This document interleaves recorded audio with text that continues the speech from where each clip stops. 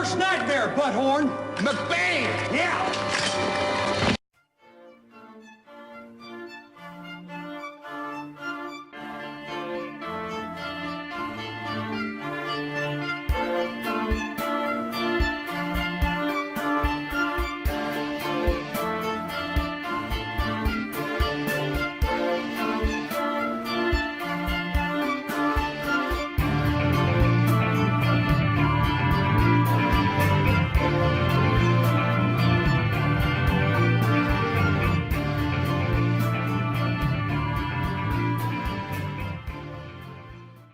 It's finally here, the Battle of the Buseys, Brawler Bash Game 1, grudge match between Orcs and Goblins and Orcs and Goblins. I'm challenging the winner of Best Orc from last year. I challenged him for Southern Assault, I couldn't go. I challenged him for Grail Quest, I couldn't go. Almost couldn't make it to Brawler Bash, but luckily I was able to make it. We're finally going to have this battle done. Winner gets all the love from Gary Busey. The loser gets a beatdown from McBain. Okay, our first game scenario, there's going to be a mountain chimera in the middle of the table. If it's dead at the end of the game, both of us each get 200 victory points. Whoever does the most wounds to it has 10 wounds, gets 300 victory points. There's also victory points if you can get into the enemy deployment zone with a unit that has fortitude. And if you keep the enemy out of your deployment zone with fortitude, you get victory points. Also, my objective is to destroy his Black Orcs, because that's their unit with his highest point value. He's trying to kill my general. And we each get with 500 victory points if we're able to do that. And we'll look at my armor list again. I love having mirror matches with Orcs and Goblins. I think this is why I do the grudge matches as much as possible for them, because I feel like there's so much choice with Orcs and Goblins that you never know what you're going to face across the table. Where when I was playing Dark Elves, I think I played almost complete mirror matches, the same list as mine, whenever I faced other Dark Elves. And I think that happens a lot with some armies. With some armies, you never know what you're going to face, and I think Orcs and Goblins is one of them. His army, when you see it, it's going to be really a lot different than mine. And so when we look at his army, you'll notice first, he's got Grimgor, that's going to be his general. Grimgor, for me, he's not worth it because you have to have Black Orcs, and because he can only be in that unit, and no other characters can be in the Black Orcs. That just, as good as he is at fighting, that really hurts the Black Orcs, where they're just basically wound counters, and they're too expensive to be wound counters in my opinion. Otherwise, I'd love to take him. If you could just take other characters in the unit, that would make him so much better. Also, he's got two Shamans of Laurel and Death, so he's really going all in on the Laurel and Death, I think, where I'm just taking the one guy running around trying to get behind enemy lines. But on the other end, he has much less Savage Biggins than I do, and his Black Orcs I don't think are any match for my Trolls. So I think I have him there, and I think my Chaff overall is a bit better than his. So when we take a look at his deployment, he does not bring the Busey banner. Oh, that's negative Busey points right off the bat. I think we know that he has lost the favor of Busey before the battle has even started. Otherwise, he's got his Savages and Grimgors and Mortals towards the center. Wolf Riders, spread all out to try to slow me down. He's got banners on all his Wolf Rider units, which means for me to try to stop him from getting fortitude in my deployment zone at the end of the game is going to be nearly impossible, so I can't really think about that too much. Otherwise, I like the way this looks. The Mountain Chimera is almost like impassable terrain, so I think my Trolls can do better at it fighting it than he can, so I'm hoping I can get those points. And looking at my deployment, I'm kind of stuffed in, but I want to use that Chimera to my advantage for it being in the middle of the table. And also, I was trying to protect my War Machines by having them behind my lines, because he has so much more Wolf Riders than me. Otherwise, this is kind of like an empty plain if you look at it. I mean, there's some woods and hills, but there's nothing really here other than the Chimera to slow anybody down. I don't know. I think if I don't let him come to me, he'll have the advantage. So I want him to come to me because I think Trolls are more survivable against his shooting than his Black Orcs are against mine, because we have the same amount of War Machines. So I do think, and we both have Foot of Gork, so I think it's better for me to let him come to me, because I can weather his shooting better than I think he can weather mine. And we look at the Vanguards. I think this is really neat. I'd one roll the Vanguard first. I moved those Wolf Riders up, which you see are next to the Chimera, and he's realizing that if I get first turn, I can just move them right onto his Mangler and kill the Mangler off the bat. He is able to Vanguard his Wolf Riders to a line in front of the Mangler, so that I can't do that, and I can't charge his Wolf Riders if I have first turn, because you can't charge when you Vanguard. So he's protected his Mangler right off the bat. He's kind of taken his Wolf Riders out, but I think that's really neat that he's was able to do a little bit of strategy like that. Otherwise, I really only Vanguard my characters, and he's Vanguarded his big boss, and he's got wolves on that hill on the where the number 3 table is. So I can charge his wolves on the hill right off the bat if I don't Vanguard, so I don't Vanguard them. So by using the card I do to make it so that I have to kill his most expensive unit, I think it's maybe just get him below half. But either way, that also has a special rule where I automatically get first turn. So with the first turn, I do charge my Wolf Riders up on the hill and his Wolf Riders, and you can look, we have a complete match here where he's got a banner, I have the charge, so it's going to be a tie. We've each killed 3. So that's kind of funny. I was really hoping to take them out and then swing over to his Rock Lava behind it, but we're kind of stuck here. And we look at the center table. My Savages, not only did they fail Animosity with my level 4 in it, but they rolled double ones so that they're going to fight my Bunker or my General. All my magic other than my level 1 on the Wolf is gone. So that's all I have. I think I do a Fireball Ring and his Wolf Riders in front of the Mangler. He easily dispels it. And my shooting is completely ineffective also. All the good shooting I had last game has now, not last game, but the game from the night before that, in the practice game, has deserted me, where I was rolling hit after hit. So not much happens this turn. I do have my big boss up on the upper right. You can see where it can threaten his Rock Lava over there if he doesn't move those Wolf Riders in front of it. And yeah, also those Wolf Riders in front of the Chimera fail Animosity also, and they can't charge because they Vanguarded, so they're just stuck there. So I had a lot of bad Animosity rolls. I think you figured that's going to happen, Orcs and Goblins versus Orcs and Goblins. Lots of Animosity. And first we say, he returns a favor by failing Animosity on his Night Goblin unit, which has his level 3 in it, and failing Animosity on his Biggins that has his level 4 in it. But they have a Black Orc in there, so they're fine. But like I said, lots of Animosity issues to work out with when you have Orcs and Goblins versus Orcs and Goblins. He's going to charge his big boss at my chariot to draw out the Fanatics. He was thinking that Fanatics would auto-kill my Mangler, and so even though I can control the Mangler, both 2 Fanatics there would have a chance to randomly hit the Mangler and kill it, but I explained, how they do damage to each other, and it's likely the Fanatics would kill the Mangler, but you don't know with just these 6 hits. The Mangler could live. So yeah, he has the Fanatics come out. They do kill his big boss. And again here, this is going to be again a pillow fight between this 2 Wolf Rider units. And I'm going to lose by a banner, but I'm going to roll a 5 and stick. And over here, he charges his Wolf Riders. I don't know if he charged my big boss or if he just moved them. I think he just moved them in front of that big boss that's threatening his Rock Lava. His shooting, his magic is not really effective. Then he just Doom Diver shooting to kill my Mangler that was next to the Chimera. I forgot in my turn I'd done 3 wounds to the Chimera with my Rock Lavas. I couldn't kill anything of his, but I do 3 wounds to the Rock Lava with my Rock Lavas on the Chimera. So otherwise his movement is basically like that. I'm not sure what happened to his Wolf Riders, how he lost one. He might have moved his Mangler through his own Wolf Riders. I'm not sure. So my turn 2 over here, my big boss charges his Wolf Riders. I think this is when it happens now. Also, my other Wolf Riders are going to land on one of his Manglers on this side of the table. And I'm moving up my random stuff. Groot Cave Squig over here is going to threaten his big boss. And we're going to see what kind of fight we can have here. And here are my trolls to charge in the Mountain Chimera. It's going to kill 2 trolls. I'm going to do 2 wounds to the Chimera. So I've done 5 wounds total.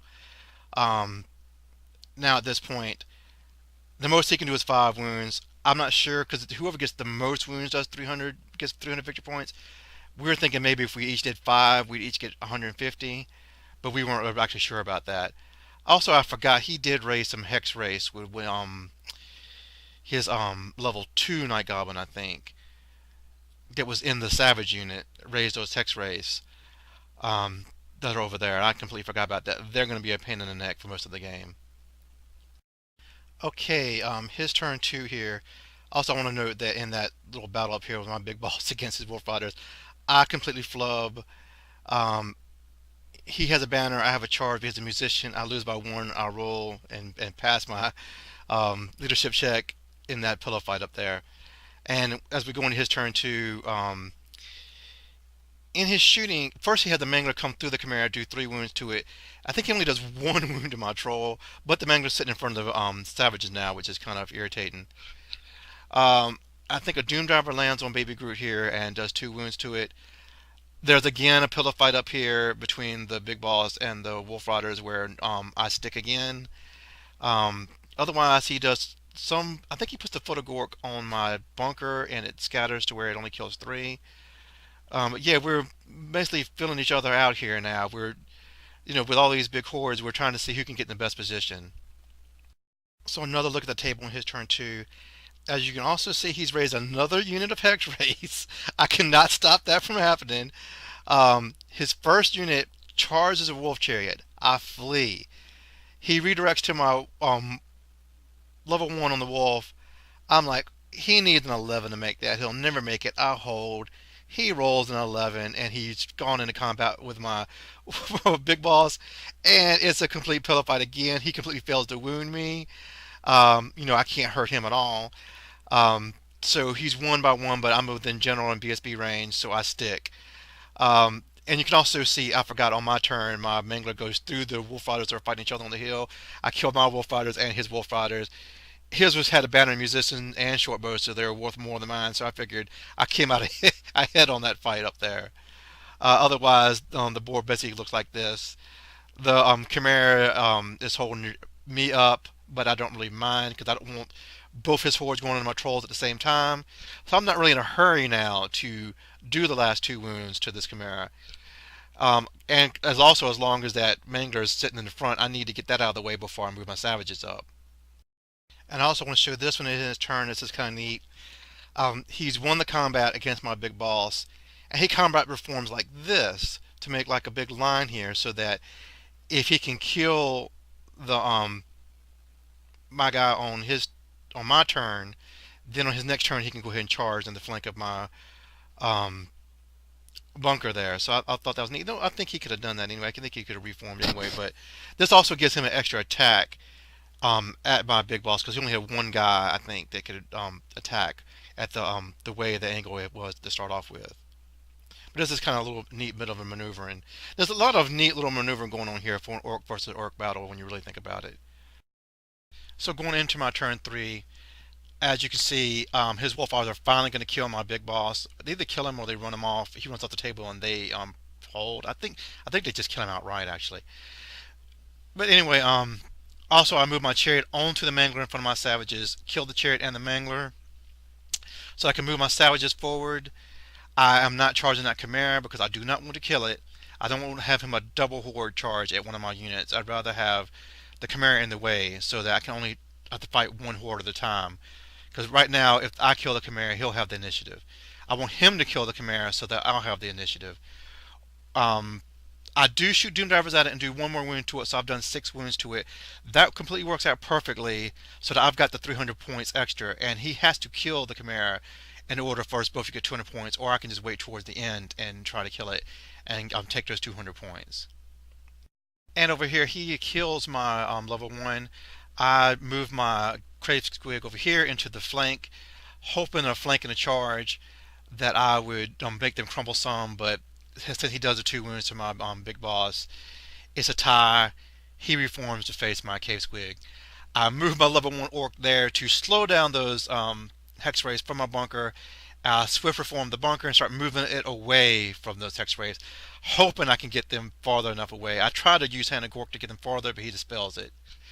Then these Night Goblins, who are also supposed to hold up these hex rays, they fail their animosity and they're forced to charge the troll.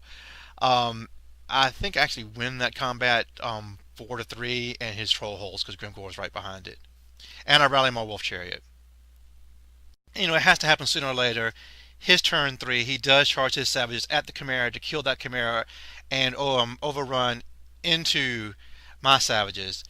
And with the Crown of Command, he's hoping he can weather the storm he's going to have until the Black Orcs can come in and support him. Because I've obviously charged my trolls into his flank. Then he can charge Grimgor's unit into my troll's flank. And hopefully in this gigantic melee, he's going to hope to come out on top. And everybody's going to be fighting. This is what y'all have been waiting for. Otherwise, though, his other hex rays go into my Night Goblin unit. You can see they tear them up. Somehow, I hold up here. I hold against the hex rays and the troll. Neither one of us are expecting that, so he's kind of got the Black Orcs now blocked in a little bit because he was expecting those Night Goblins to be out of the way. Also, he does 2 wounds to my Great Cave Squig. It holds somehow. So I've saved my bunker, I think, now, because now I can move my bunker farther away from those hex rays. So yeah, that's coming out on ahead on me. My shooting, I don't have much I can shoot at now because so much of his stuff is engaged. I just shoot at the Grimgor stuff, and I really do nothing. This battle is yeah, he killed the Chimera, so now I've gotten 500 points to his 200 for that. But it's going to be this gigantic melee in the middle to just pretty much decide the game. Okay, my turn 4. You're not going to see this on the table. My caves, the Groot one's going to go into his Savage Orc Big Boss on the board. My Night Goblin goes first, does 1 wound to him. Then his Savage Orc and my Cave Squig go at the same time. They kill each other. So that kind of cancels each other out. He's going to kill my other Cave Squig down here on the bottom. Somehow again, my Night Goblins are holding against those hex rays and the troll. I don't know how this is happening. I'm constantly rolling 3s and 4s. But as you can see in the big melee, he's got Crown of Command, so he's going to stick, but I have decimated that Savage Orc unit. I decide to reform my trolls into ranks because I know those Black Orcs are coming in the ranks. I'll have 4 trolls fighting instead of 3 when he comes into my flank. I'm able to have my bunker more protected. Things are looking good for me here. If he didn't have Crown of Command, he would have broke by now. So he's holding up long enough for Grimgor to try to come in and save the day. Okay, his turn 4, and we're going to find out that his Black Orc can not actually wheel past his troll and come into the flank of my trolls. So he cannot declare that charge. I think we were both thinking he could do it until he actually tries to do it. So instead he's going to get Hamner Gorkov, where Irresistible Force, and move them over to the rear of my trolls. But as you're going to see here, I kill so many Savage Orcs that my trolls are no longer in combat with his savages. All he has left, I think, at this point now is his Battle Standard, his Great Shaman. I don't think any savages are alive at all. So my trolls are out of the fight, and so they just reform to face Grimgor's unit. His shooting, and if ignore the big pile of dead Savage Orcs there, and you'll see only my General and BSB are alive. What happened to the Night Goblins? His shooting destroys that unit, and he does 2 wounds to my General and a wound to my Battle Standard. This is incredible shooting. That unit just melts away, but they stay alive, so that I feel like I'm fine because I'm not worried about. I'll get to charge now, Grimgor's unit. I really think I'm going to take them out. And not only is that Grimgor with the 100 points for the extra for him, and all the points for the Black Orcs, but my objective is to take that unit out. So I'm sure I'm going to get that too. So that's a ton of points I should be able to gather in my turn. But otherwise, like I said, with the Crown of Command, he does stick here with his Great Shaman and Battle Standard, but their days are numbered. So my turn 5, as you can see, like I said, I easily destroy the Black Orcs. They look like they do just 2 wounds to me total, and I think they were using double choppers. It was really horrendous. I run them down.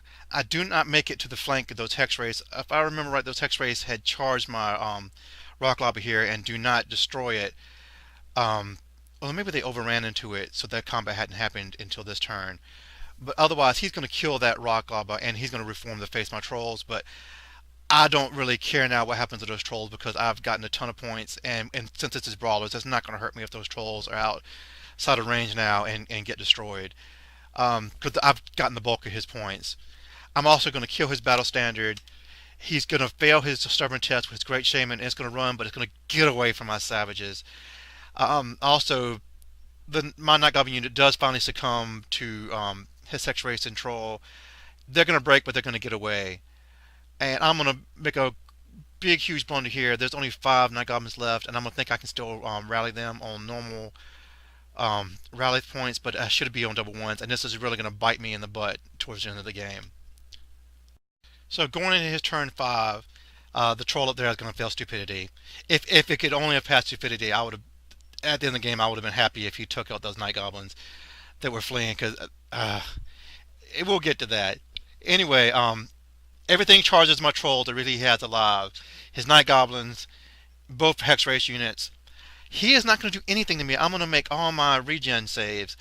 I'm going to kill 3 Night Goblins because of that one troll with his stomp. And I'm only going to lose by 1. And with 8 with a reroll, I'm going to stick. Otherwise, that's basically it. I think he really has nothing to do. His Doom Divers and stuff are trying to kill my general in BSB, and they do nothing to it. Okay, so when we come to turn 6, we have like 9 minutes left, so we're trying to hurry through it. This is me putting models back on the board so I can take a picture of showing you basically what's going to happen at the end of the game. He is going to break those trolls eventually, because he's going to have on the bottom of turn 6, he's going to have a Doom Diver come in, land on my BSB and general, kill the BSB, so I'm not going to have a reroll for the trolls, so they're going to break. That's not going to really matter. But what is going to matter is the Night Goblins are going to have, well actually, it's not the Night Goblins, he has Wolf Riders or something in my deployment zone, so he's going to get 200 points for that. And on my turn 6, the top of turn 6, I'm going to rally those Night Goblins, like, not thinking that I should rally on double ones, which is going to really hurt me, because if they don't rally, then I could have moved my savages in. So by rallying them, I'm like, oh man, I've blocked myself in, so I can't move onto your opponent zone and get 200 victory points. But I shouldn't have been able to rally them to start with. I could only have 5 guys out of 25 there. I don't know what I was thinking. So I screwed myself over on 200 points. Otherwise, he's going to get a ton of points here at the end. But also, I think a Doom Diver has exploded, so I'm going to get another 80 points from that. So basically, a gigantic bloodbath, which is what you want with Orcs and Goblins versus Orcs and Goblins. I got my objective. I got most of the points for the Chimera. He gets in my deployment zone. I don't get in his. And he's not able to kill my general. So when we add it all up, I'm up around 600 and some points, but this is one of the things we've since he almost has 3,000, this is kind of like a victory for both of us, because it's Brawler Bash. You want to get the most points possible, so it doesn't matter to him really if I have more points. He's got almost 3,000 points in a game he doesn't win. How can you complain about that? You can't. So yeah, this is a huge, huge bloodbath. I don't think you could ask for anything more from the Battle of Buseys. I do think him not having the Busey banner pretty much cost him the game. He could have probably racked up a lot more points.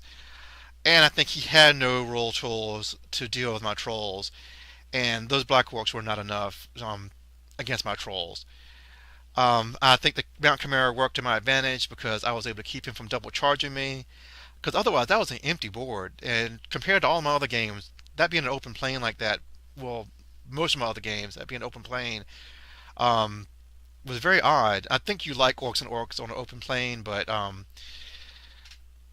at least I had that one piece of scenery. Using scenery to my advantage is hard to grasp, because Orcs don't want to use scenery to their advantage. They want to move in and fight, but sometimes you got to do what you got to do. Anyway, this is real fun. I want to thank my opponent for the Battle of the Buseys. I'm going to have to find another Orc to play next time. It's probably going to be Ken's Orcs. If we both take Orcs to, I think hopefully we'll both be the Adios 8th edition, and maybe we can have a grudge match there. Who knows what's going to happen. But I hope you guys enjoy this. Feel free to like or subscribe or comment, and I'll talk to you guys next time. I'll be taking on Skaven in Game 2. Oh my god, Skaven. In 6th and 7th edition, when everybody else hated fighting Skaven, I never worried about them because they could never do any real combat damage to me. And I think back then I could do more of hordes, and I wasn't elite like I am now with my units. But now, since I feel like Orcs are forced to take trolls and savages, I have a lot less bodies, so fighting Skaven is real scary. So we're going to see how it goes. See you guys next time. Thanks for listening.